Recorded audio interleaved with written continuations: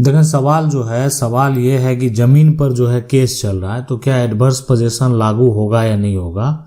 कोई भी जमीन का टुकड़ा है, ये जमीन का टुकड़ा है, अगर इस जमीन पर अगर केस चल रहा है, अब ये केस जो चल रहा है वो सिविल कोर्ट में चल रहा है, सिविल कोर्ट में जो है केस लंबित है, तो ऐसे सिचुएशन में कोई भी जमीन का टुकड़ा हो उस पर कब्जा कानून लागू नहीं होगा। कब्जा कानून तभी लागू होता है जब कब्जा शांतिपूर्ण हो, यानी अगर कब्जा शांतिपूर्ण नहीं है तो कब्जा कानून यहाँ पर लागू नहीं होने वाला है। एक बार आप केस कर दिए, कोई भी व्यक्ति जो है वो कब्जा के आधार पर मालिकाना हक का दावा नहीं कर सकता किसी भी हालत में। तो इसलिए जमीन पर अगर केस चल रहा है तो वैसे सिचुएशन, वैसे कंडीशन में एडवर्स पोजीशन लागू नहीं होगा। अब देखें लागू कब होता है कि जैसे ये जमीन है और जमीन पर मकान कोई बना लिया, मकान बनाकर उसमें रहने लगा और ये समय जो है 12 साल बीत गया। 12 साल तक जमीन का जो मालिक है या मकान का जो मालिक है एक बार नहीं कहने आया कि मेरा घर खाली करो, मेरा मकान खाली करो या मेरी जमीन खाली करो। अब वो व्यक्ति जो इसमें रह रहा था वो क्या किया, बिजली का कनेक्शन भी ले लिया, उसका वहाँ पर राशन का जो कार्ड है वो भी बन गया, उसका पानी का अगर कनेक्शन आता है वहाँ पर तो पानी का कनेक्शन आ गया। और ये सब जो देखा जा रहा है, कब लिया गया इस घर में बिजली का कनेक्शन, तो इसका 12 साल से अधिक समय हो गया है। तो ये जो समय सीमा है, इसके बाद वो व्यक्ति जाकर दावा कर सकता है कि हम इस प्रॉपर्टी पर से नहीं हटेंगे, किसी भी कीमत में नहीं हटेंगे। कोई भी कानून उनको हटा नहीं सकता है। हटाएगा कौन? कोर्ट। यानी अब कोर्ट आप जाएंगे और आप दावा करेंगे, आपके पक्ष में फैसला होगा, तभी आप उसको हटा सकते हैं। अगर उसका कब्जा 12 साल से अधिक समय से है तो आप जबरन उसको नहीं हटा सकते हैं। ये इसलिए कि कब्जा करने वाले व्यक्ति को एक अधिकार प्राप्त हो गया कि अब वो मालिकाना हक का दावा कर सकता है, कोर्ट में जाकर जमीन मालिक के ऊपर खुद केस कर सकता है। लेकिन अगर जमीन मालिक ने पहले ही जो है इसके ऊपर आरोप लगा दिया कि हमारी मकान जमीन को कब्जा किए हुए है, ऐसे सिचुएशन में यानी एडवर्स पोजीशन का कभी भी कोई दावा नहीं होने वाला है। इसी प्रकार से आप भी अपना सवाल जो है वो कमेंट के माध्यम से पूछ सकते हैं। मेरा प्रयास रहेगा, हम आपको बताएंगे आखिरकार क्या करना है, कैसे करना है, कौन सा प्रक्रिया आपको फॉलो करना चाहिए, कौन सा प्रक्रिया फॉलो नहीं करना चाहिए, और साथ ही इससे संबंधित सुप्रीम कोर्ट के जजमेंट के बारे में भी बताएंगे। अगला सवाल है, सर मेरा जमीन 1958 में लिया और खाता पुराना सर्वे का यहाँ पर दिया, तो 1958 का जो समय है वहाँ पर जो भी खाता होगा वो पुराना ही होगा।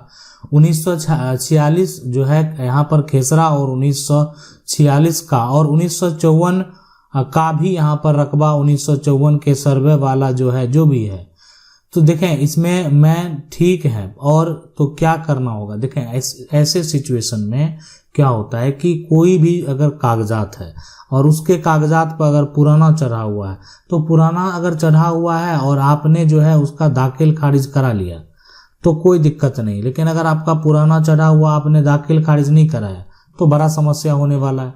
अब रही बात कि नया जो सर्वे हुआ तो उसमें आखिरकार जो है क्या हुआ, नया सर्वे में अगर वो दूसरे के नाम पर चला गया होगा तो वैसे सिचुएशन में पुराना कागजात के आधार पर कोर्ट में यानी सिविल कोर्ट में आपको टाइटल का दावा करना पड़ेगा।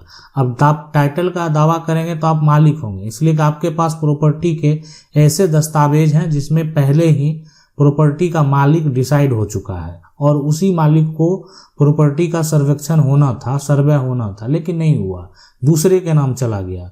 तो दूसरे व्यक्ति को के पास कोई साक्ष्य नहीं है, कोई प्रूफ नहीं है कि वो किस आधार पर जो है अपना दावा साबित करेगा। दूसरा व्यक्ति कहाँ से कागजात लाएगा। तो ऐसे सिचुएशन, ऐसे कंडीशन में यानी जो पुराना है, अगर खाता ये सब कुछ भी जो भी है सारा कुछ अगर पुराना सर्वे वाला आपके कागजात पर मौजूद है, तो ऐसे कंडीशन में आप अगर उस दस्तावेज के हिसाब से आज जमीन प्रॉपर्टी को प्राप्त करना चाहते हैं तो उसका एक ही विकल्प है, पहले सिविल कोर्ट में जो है आपको ये अपने दस्तावेज को साबित करना है।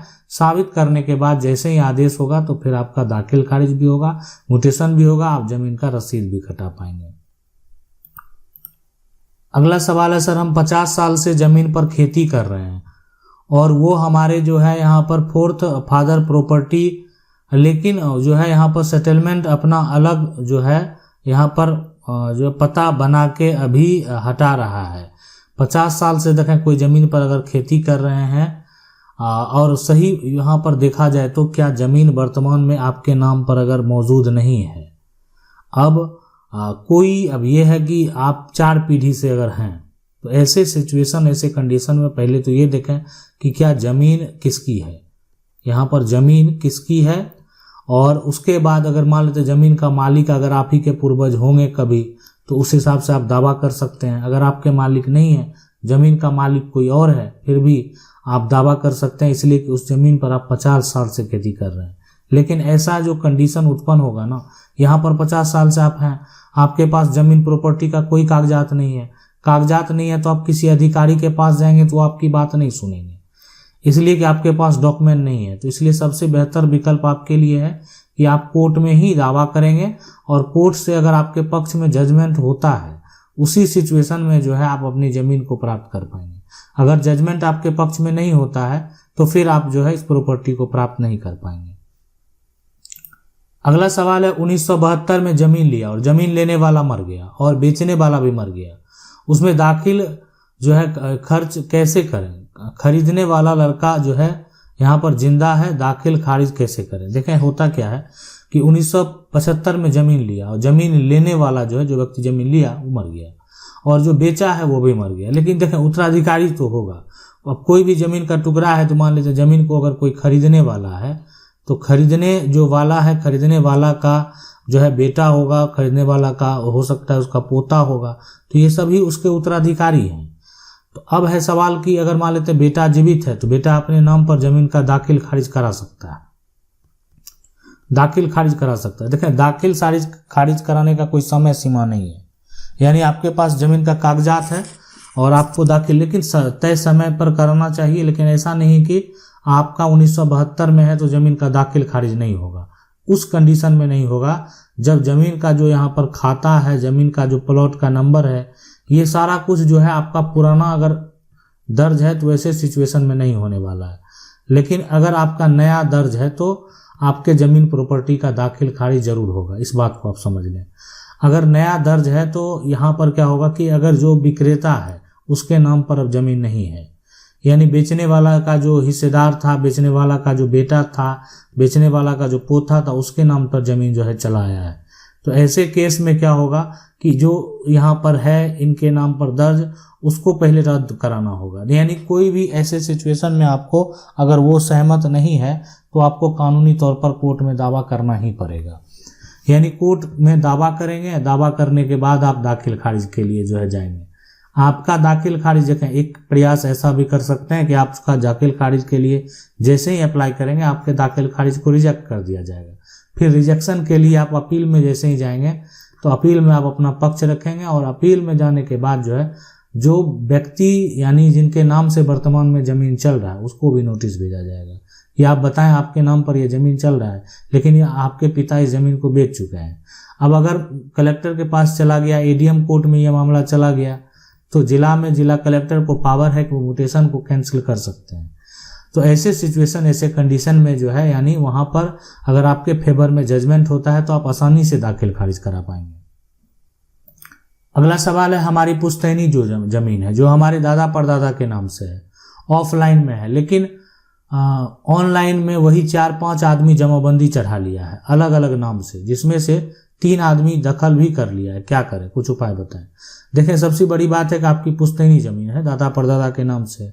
अब ये ऑफलाइन में है और ऑनलाइन में 4 आदमी 5 आदमी जमाबंदी चढ़वा लिया है, तो आपका जो ऑफलाइन है पहले आप क्या करें, उसको ऑनलाइन करवा लें। अगर आपका ऑफलाइन है तो ऑनलाइन होगा, अगर आपका ऑफलाइन कहने का मतलब जमाबंदी कायम है तो आपका भी ऑनलाइन जमाबंदी होगा। लेकिन अगर आप ऑफलाइन वैसे कागजात की बात कर रहे हैं जो कि आपका खतियान है, तो फिर तो आपको उसको म्यूटेशन के लिए देना पड़ेगा। तो आपका जमाबंदी जो है अगर ऑफलाइन में दिखा रहा है तो आप ऑनलाइन पोर्टल पर उसको पहले आप चढ़ाएं।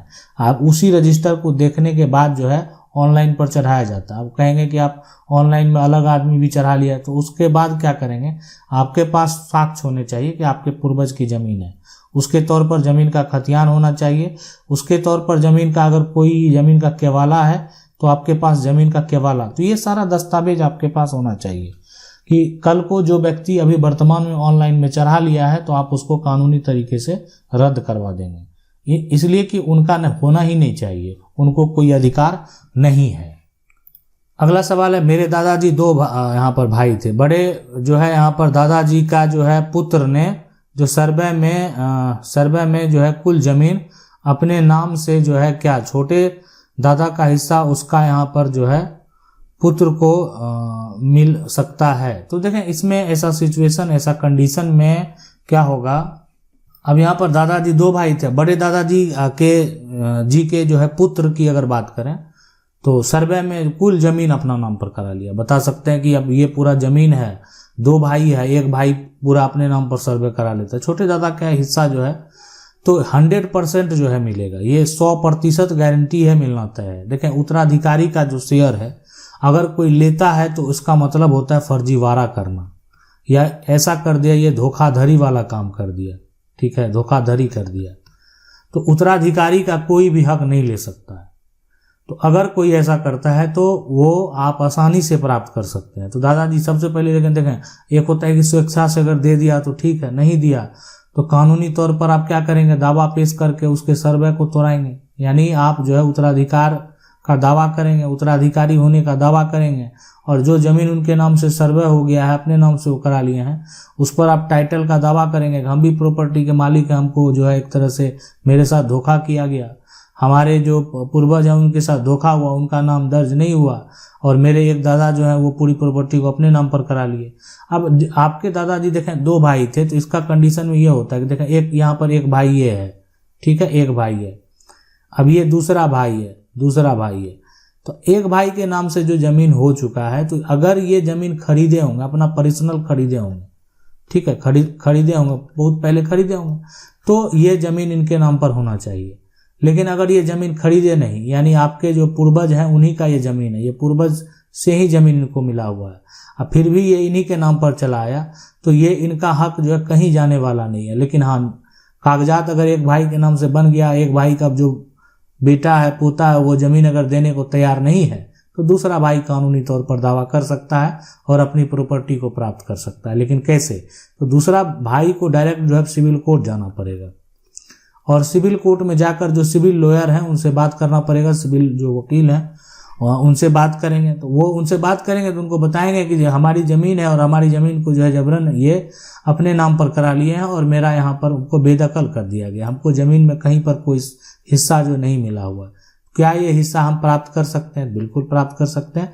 आपको क्या करना है, आपका पूर्वज का जो भी कागजात है यानी वो आपको निकाल लेना है, उनके पास जो आपके दादा हैं वो अपने नाम पर जो जमीन कराए उसका पूरा इन्फॉर्मेशन निकाल लेना है, और उसके बाद आप अपना हक का दावा करेंगे। यानी जितनी प्रॉपर्टी उनके नाम पर हुई है उसमें आप आधा के हिस्सेदार हैं, तो कानूनी तौर पर आपको आधा जो 50 है वो लेने से कोई रोक नहीं सकता, आप हासिल कर सकते हैं।